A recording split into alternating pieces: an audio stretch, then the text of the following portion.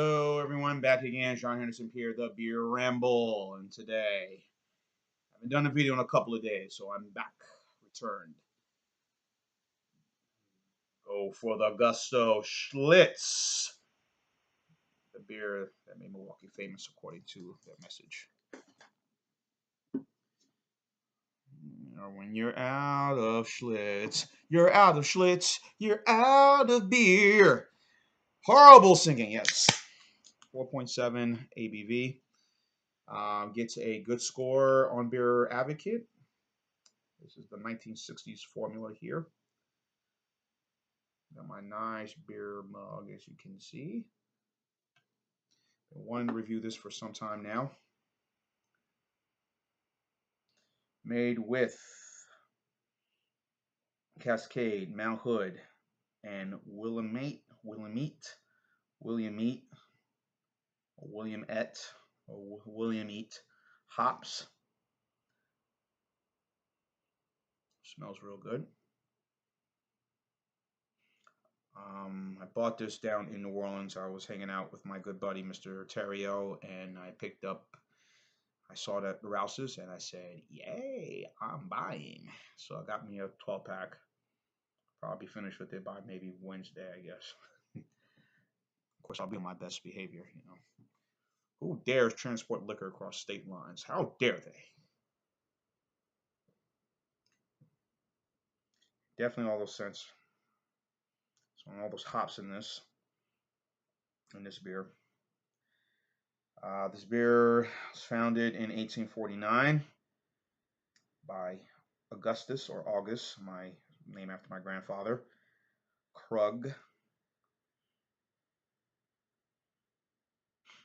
Smells real nice. You can see what the beer looks like right here, folks. This is as good as it gets. Really nice. Bow. All right, on to the taste.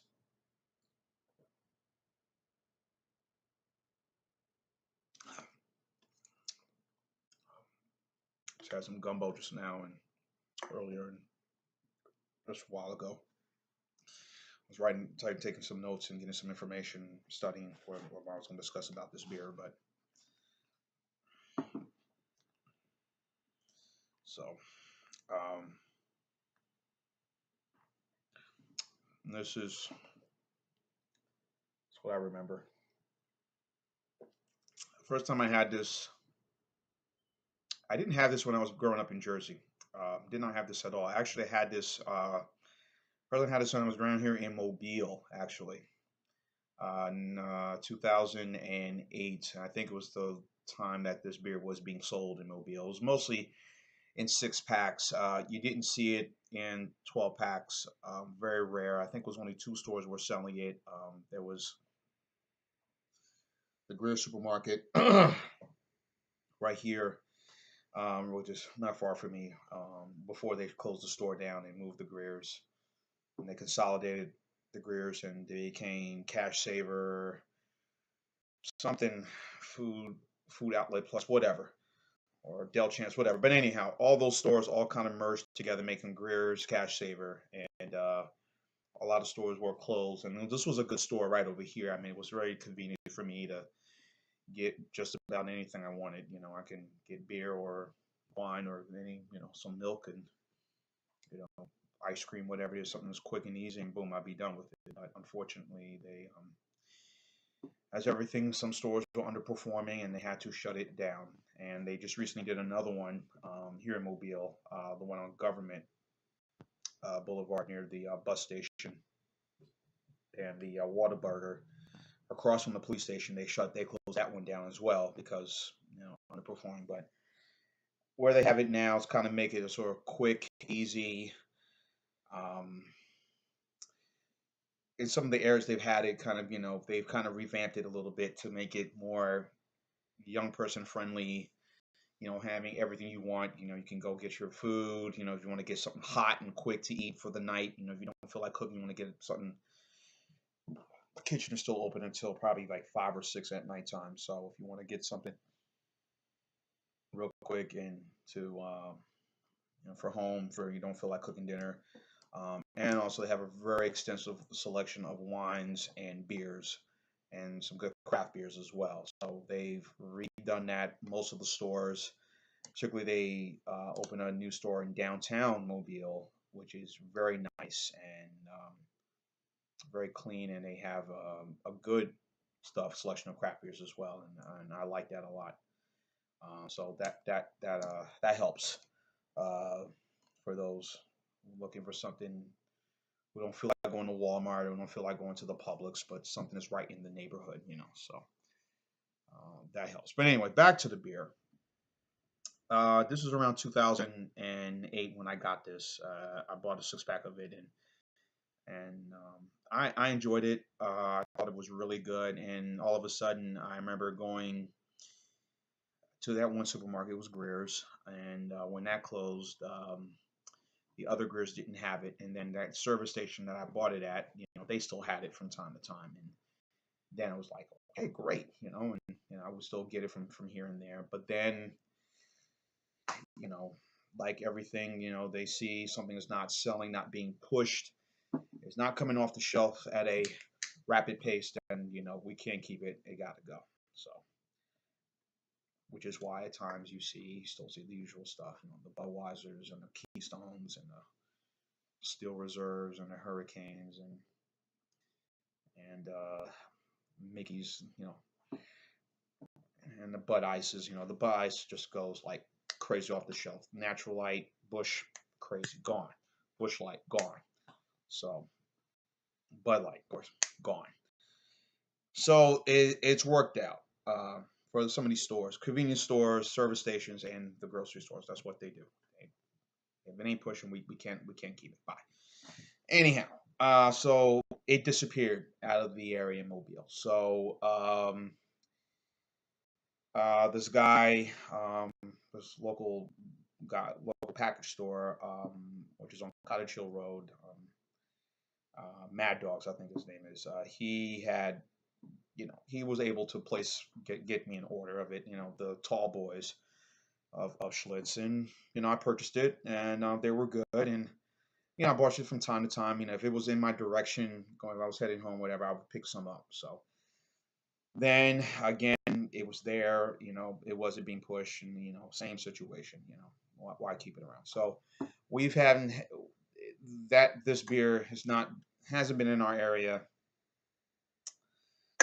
for some time now. So I would say going on maybe the last I got was 2013. So it's been like 3 years now. We don't get Schlitz at all. So thankfully I was in the area with Jay and I stopped at Rouse's down there and we picked it up and it was a good price. I think $8.99,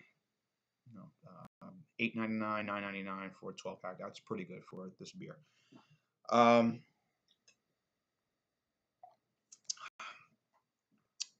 Very enjoyable, very refreshing. Little history, before I get to the history of the beer. Goes down very well done. Goes down very crisp. There's no bitter aftertaste to this beer. It's very light, but it's a full lager. You know, it's not a light lager, but it's very easy drinking.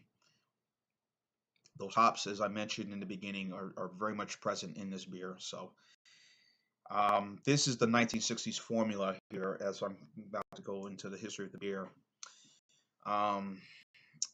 Krug hired Joe Schlitz to be his bookkeeper for his restaurant and his brewery a year later in 1850.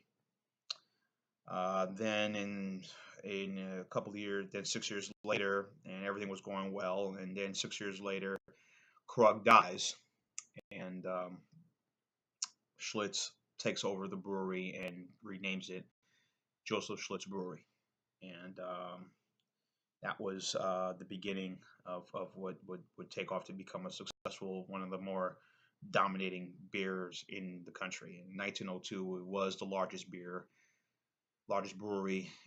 in you know, not just here in the United States, but in the world.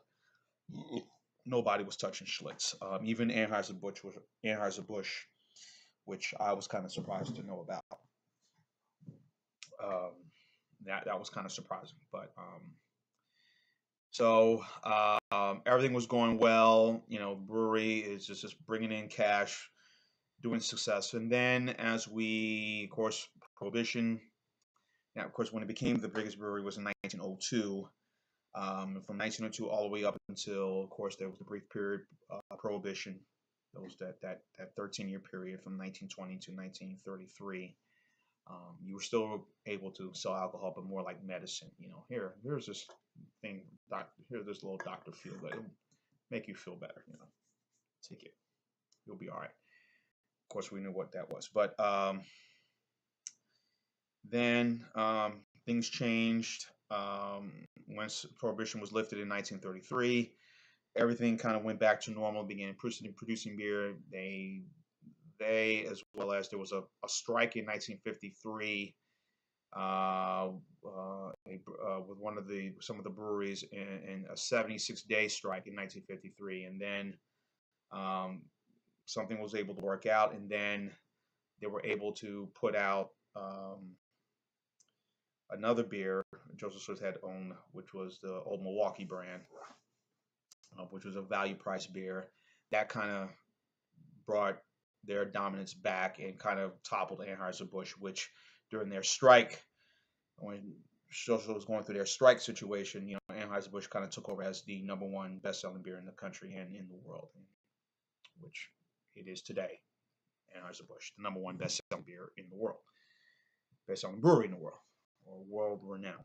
So then comes the 70s. They're going through some very tough situations. The popularity of light beer. Schlitz came out with Schlitz Light.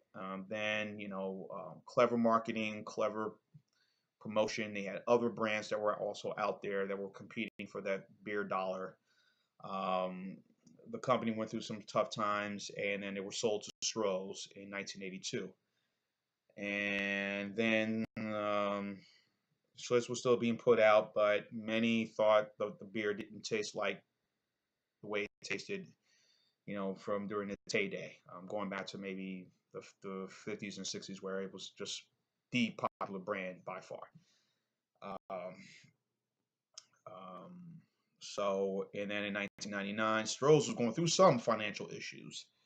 So Pabst came in, bought out, and they took over all of the beers that Stroh had owned, which was, of course, Schlitz malt liquor line, and Old Milwaukee, Schlitz Light, which I think was discontinued, and of course Pabst, being their beer. So they reformulated, redid a lot of things, changed some stuff to get himself back in some financial condition. Then about 2006, they were trying to revamp and bring back find the original formula, the 1960s formula.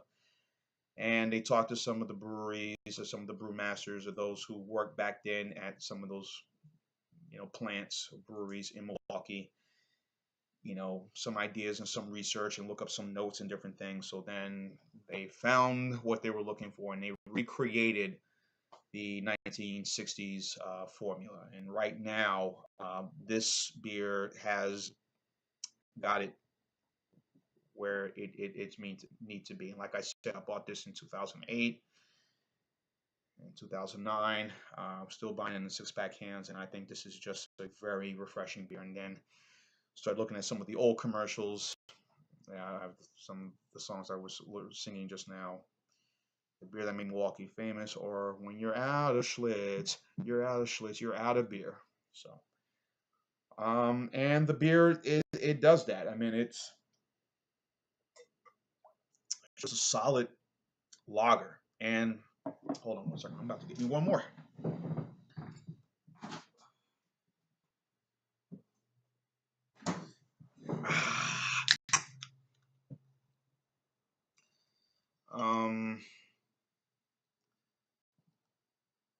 The Pabst has really took a strong commitment right now of really trying to bring back a lot of these traditional, old school, beers that were so popular during the time before my drinking age. Beers that my dad had known or maybe took a sip of, and bringing them back again. So I guess for a new generation of folks, but also people are being very budget conscious, as you all know, millennials, whatever the term you want to call those, those who are whether how they're taking advantage of technology and how they kind of watch how they're spending their money, what they're buying, what they're getting, how they watch programs, how they're using a lot of this computers and more to internet, or using streaming devices to watch programming. They don't have a TV, or using this or using that. They're kind of going the route of hey, let me watch how I spend my money, and I don't have a lot of it, whatever profession I'm doing right now, and I'm trying to keep my pennies to myself. And they're kind of doing the same, in terms of what they're buying beer. You may remember back started in 1999, the popularity of PBR. PBR was, all the rage, when some of the bars I went to back home in Jersey, everybody's going to, going to this bar, PBR, AA, PBR. I'm like, I don't give a fuck about PBR, And then I started, for the price, maybe it ain't a bad beer, so. But the Pabst, the brewing company, has really made a concerted effort right now to really bring back a lot of these traditional old school beers and bring them back to their original formula and make them a success. And I think they've done a good job with this. Of course, Pabst brought back the Old Tankard Ale, which has been very successful. That recipe, I know they brought back the Burton's, the Ballantine's IPA, which was very popular back then. They've kind of recreated that, or at least kind of match it to their original formula. They brought that back. That's been a success. We don't get it here. Hopefully, we will get it in this area. I'm praying or now, so I have to go to Jersey to find me one or get me one, I guess. But when I go see my folks, whenever that may be. So they've really done a good job, and then, of course, you've also seen it with Miller. Everyone says, well, the budget beers are going to be overpriced. People are going to start buying them. People are going to, they're going to go high and higher, and we've seen it. Miller High Life, once the price of Miller High Life or the price of PBR, the price of, say, Milwaukee's Best, whatever, they've gone up because more people are buying them, or because they'd rather buy that than buy the main brand, or the top brand, top seller, or the premium brand of what the brewery puts out. Miller, of course, Miller Lite, of course, they got Miller High Life and the other stuff. And Pabst, they go with the Pabst, they'll go with Old Milwaukee, and from time to time, Anheuser-Busch the same way. They'll rather, okay, people are going to go buy Busch Light or Natty Light, because it's cheaper. Coors, same thing. People are not buying Coors Light, not buying Coors Banquet. They're going to buy Keystone or Keystone Ice, whatever. That's kind of how it goes. Sometimes I get more bang for my buck buying that than I buy this. It's still a good beer. So, but as always the case, prices tend to go up. But the fact that they're bringing these back is saying, hey, we respect the tradition, respect what you guys put out, and respect what y'all have done, and good job. And I think they've done a good job with this. It's a shame I can't get it here. I wish it could, but oh well, that's not the case. But anyhow, I'm going over 20 minutes with this ramble, and that's a lot of rambling. Anyhow, I'm going to give this beer a solid A, so that would probably be a 9 for me for this one. I mean, this is as good as it gets, and I'm sure people say, well, you're crazy, but I think it deserves a 9. So a 9 score for me for Schlitz. Go for the gusto. If you've had this and you think it deserves a high score, think it belongs in the toilet, you tell me, leave your comments on the bottom. Join us here, the Beer Ramble. Almost 20 minutes. Telling you to keep on watching. As always, cheers.